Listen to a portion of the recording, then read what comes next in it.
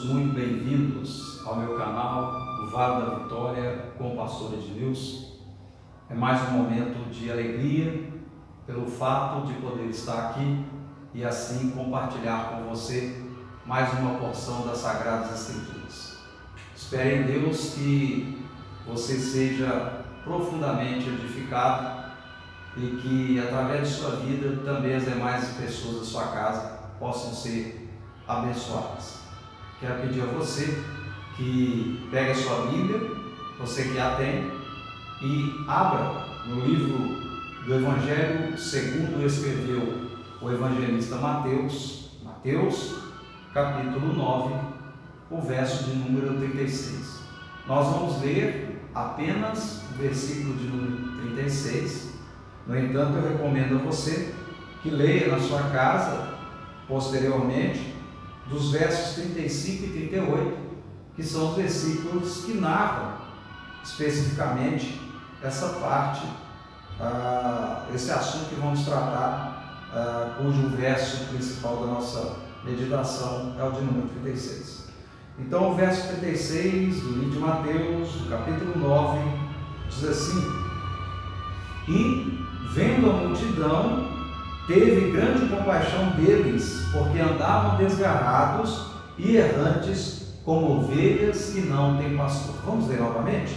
E, vendo a multidão, teve grande compaixão deles, porque andavam desgarrados e errantes, como ovelhas que não têm pastor. Louvado seja o santo nome do Senhor. A leitura fora feita na versão Almeida, Revista e Corrigida.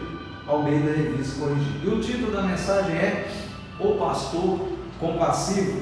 O Pastor Compassivo. Compassivo é aquele que tem ou revela compaixão. É aquele que tem ou revela compaixão. E compaixão é um sofrimento comum, ou seja, sentimento de pesar que nos causam os males alheios, ou alheios, melhor dizendo.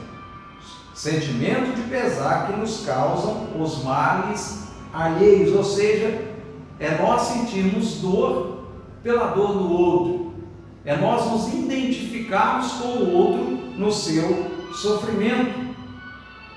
Portanto, veremos a compaixão de Jesus, a situação das pessoas que eram alvo de sua compaixão e o porquê delas estarem assim. Então nós vamos ver três momentos que demonstram, que revelam essa compaixão de Jesus. A compaixão de Jesus propriamente dita, as pessoas que eram alvo de sua compaixão, ou melhor, a situação das pessoas que eram alvo de sua compaixão. E finalmente, o porquê destas pessoas estarem em um estado em que elas estivessem necessitando de serem compadecidas por alguém.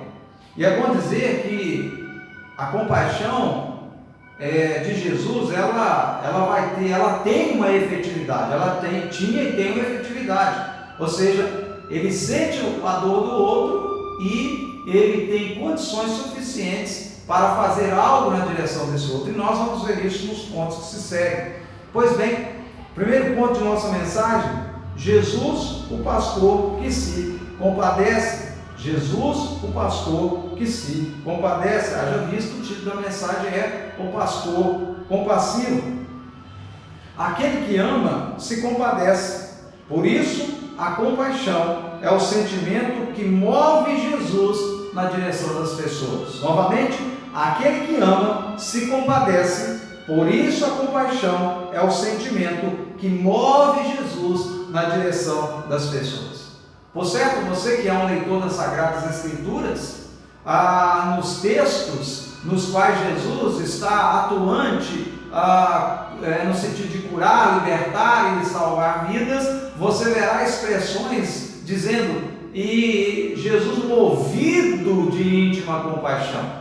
Então não era apenas uma compaixão, digamos assim, superficial, uma compaixão rasa, mas era uma compaixão profunda.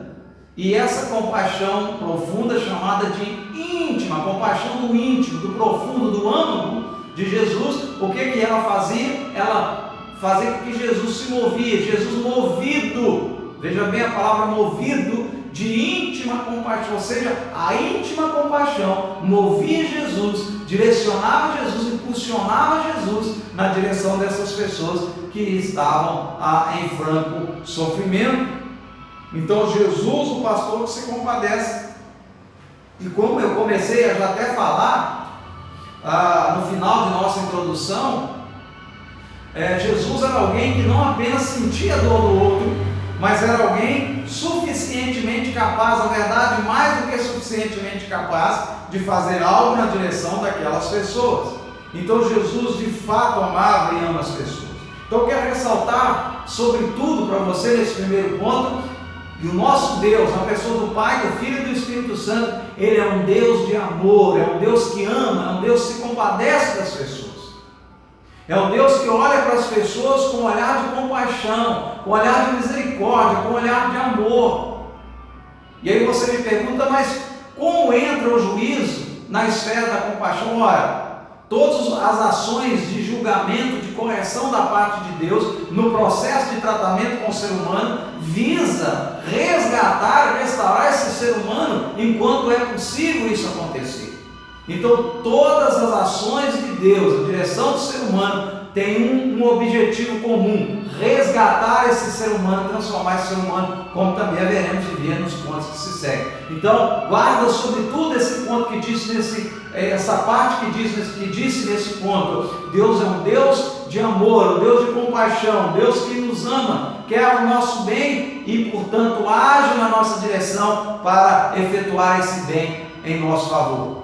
Porque Deus amou o mundo de tal maneira, de uma maneira inexplicável, inigualável, incomparável, que deu o seu Filho unigênito, para que todo que nele crê não pereça, mas tenha a vida eterna. Então Deus é um Deus de amor, sobretudo Deus não tem, Deus é amor, essencialmente Deus é amor. E é no seu amor que Deus trabalha e manifesta todos os seus atributos gerais, todos os seus atributos de forma total. Pois bem, segundo ponto, a multidão, deleta da sua mente maldição, a multidão, as ovelhas que sofrem, a multidão, as ovelhas que sofrem. Então nesse primeiro ponto eu disse, Jesus o pastor que se compadece. Agora nós vamos falar dessa multidão, a multidão, as ovelhas que sofrem. A multidão, a semelhança de ovelhas desgarradas, frágeis, desorientadas, entregues à própria sorte, em meio de um sem número de predadores, se veem aflitas e quase totalmente desamparadas. Novamente, a multidão, a semelhança de ovelhas desgarradas, frágeis, desorientadas, entregues à própria sorte, em meio de um sem número de predadores, se veem aflitas e quase totalmente desamparadas. Então, o sofrimento, ele está aí diante da multidão. As multidões de ontem, de hoje e de amanhã, até um determinado tempo desse amanhã, é uma multidão que está diante de sofrimentos gerais e diversos. São mazelas variadas em áreas diferentes. Então o ser humano sofre num lugar, sofre no outro, sofrimento de ordem física, emocional, psicológica, enfim, sofrimentos variáveis abatem a humanidade. A humanidade se move para aqui e para ali, resolve uma questão aqui, várias outras por se resolver.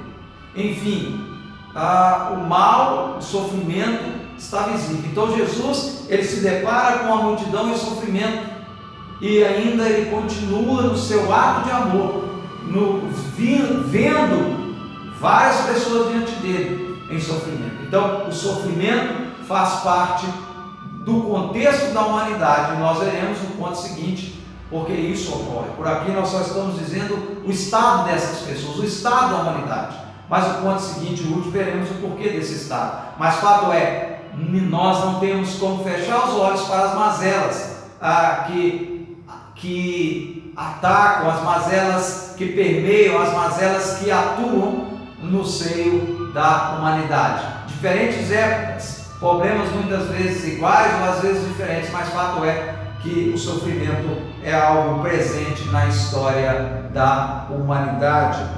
Depois de um determinado tempo, esse mal entra na história da humanidade. Isso já é para nós falarmos no terceiro ponto, que é na multidão, as ovelhas que são pastoreadas pela compaixão do pastor. Na multidão, as ovelhas que são pastoreadas pela compaixão do pastor. Todo ser humano, em seu estado natural, se encontra distanciado de Deus e sem comunhão com Ele. E a falta de comunhão com Deus é a raiz de todos os males. Então, no ponto anterior, nós falamos do estado da humanidade. E agora nós estamos explicando o porquê desse estado. A humanidade, o ser humano, seu estado natural, a partir da queda de Adão, como já tratamos em outros pontos, a partir da queda de Adão, todo ser humano, o seu estado natural, ele nasce numa condição de distanciamento de Deus. E como falamos também outras vezes, quando ele alcança a idade da razão, esse ser humano tem diante de si a responsabilidade de lidar com esse distanciamento de Deus. Com esse distanciamento de Deus. Porque o distanciamento de Deus, a falta de comunhão com Deus é a raiz de todos os males. Os males diversos que nós vemos atuantes sobre a terra são frutos, mas a raiz é distanciamento de Deus. E você me pergunta, mas e quando isso for resolvido? Bom, eu vou falar daqui a alguns minutinhos sobre isso. Então vamos concluir, completar esse ponto último. A única maneira de se resolver isto é recorrer à compaixão de Jesus e assim nos tornarmos ovelhas do seu rebanho em plena comunhão com Ele. Então nós percebemos duas coisas antagônicas no segmento que estamos falando, duas coisas contrárias. Nós vemos de um lado a compaixão, que é alguém que se incomoda, que é alguém que sente a dor do outro, sente porque o outro está sofrendo. E de um outro lado o sofrimento. E como trabalhar essas duas realidades? Como que essas duas realidades podem existirem juntas? Alguém se compadecendo, mas ainda assim o mal permanecendo. E aí então nós vamos perceber que essa compaixão da parte de Deus, ela é algo que ela depende de uma resposta humana. Todo o trabalho é de Deus, Deus que se compadece, Deus que quer mudar, Deus que quer resolver, mas precisa de uma resposta humana. Por isso que esse último ponto eu intitulei, embora um título razoavelmente grande, na multidão, as ovelhas que são pastoreadas pela compaixão do pastor. Ou seja, nem todas as ovelhas da multidão, elas são alcançadas pelo pastoreio do pastor e, consequentemente, não sendo alcançadas pelo pastoreio do pastor, não tem como esse pastor exercer a sua compaixão em direção dessas ovelhas. E então haverá ovelhas na multidão que elas recusam-se a serem pastoreadas e, portanto, não tem como a compaixão de Jesus ter efetividade na vida dessas pessoas. Jesus vai continuar sentindo dor por essas pessoas também, porque Deus não se alegra no sofrimento de ninguém, mas elas não poderão ser alcançadas pela compaixão de Jesus para terem suas realidades mudadas, porque elas escolheram, preferiram a dizer não ao pastoreio do Senhor. Portanto, é necessário que as pessoas digam sim. Como vez ou outra nas minhas mensagens eu tenho caminhado sobre esse tema maravilhoso da graça e do amor de Deus, aqui falando de sua compaixão, que está dentro desse ambiente de sua graça e do seu amor. Então, nós vamos perceber isso, que é de fato, não é, como eu poderia dizer, essas duas coisas, elas não se coadunam, é incompatível existir misericórdia e sofrimento continuar, uma vez que a misericórdia é de alguém que tem poder para mudar a história. É incompatível, porém existe um ponto aí, como eu já disse, que é o ponto de aceitação, se o indivíduo vai querer ou não que essa compaixão seja efetiva em sua vida. E aqueles que querem, então, Deus entra para mudar. E aí, já completando, finalizando esse último ponto da nossa mensagem, para irmos para a conclusão, é preciso dizer algo que Deus, Jesus Cristo, que é o sumo pastor, Ele colocou pastores na terra. Leia Efésios capítulo 4, verso 8, que fala dos dons ministeriais. E aí você perceberá, não é só pastor, porque a igreja, ela funciona com outros ministérios, mas eu estou falando do ministério pastoral, aqui do pastor. Então Deus, Ele dá dons aos homens, e entre os dons o dom ministerial de pastor. Portanto, é preciso que nós entendamos que o pastor, o sumo pastor, ele pastoreia, os braços do pastoreio do sumo pastor são os pastores que ele deu dons, ou seja, vocação ministerial para pastor, para cuidar desse rebanho. Portanto, existem pessoas hoje que elas querem ser pastoreadas pela internet. Aí você vai dizer, olha, mas você está trabalhando pela internet? Sim, mas deixa eu aproveitar e te dizer, isso aqui é um instrumento que deve complementar, deve auxiliar o seu pastor no seu pastoreio. Tanto é que o que eu passo para você aqui não pode ser palavra final. Você deve levar ao seu pastor qualquer coisa que eu disser que aparentemente seja polêmica ou que divirja do que o seu pastor te ensinou, porque quem trabalha com você, quem é o responsável por você diante de Deus e sim diante da sociedade enquanto pastor, é o seu pastor local. Então o que eu quero dizer é que nós precisamos entender que a despeito de hoje nós temos muitos materiais de estudo, temos várias mensagens chegando ao conforto do nosso lar. A igreja, a congregação local onde eu e você congrega, ela não se tornou dispensável, ela continua indispensável, ela é um ponto bíblico, é necessário congregar, é preciso prestar obediência ao pastor na terra. Aí você diz, o que tem a ver com o ponto que você está explanando, pastor? Tem tudo a ver, porque eu disse para você que as pessoas que rejeitam ser pastoreadas pelo pastor, elas então não são alcançadas pela misericórdia do Senhor. E eu disse para você no complemento que Jesus pastoreia através de pastores na terra. Então honra o seu pastor, uma honra bíblica, é lógico. Você não vai inclinar ou seguir o seu pastor se porventura ele inclinar para o erro.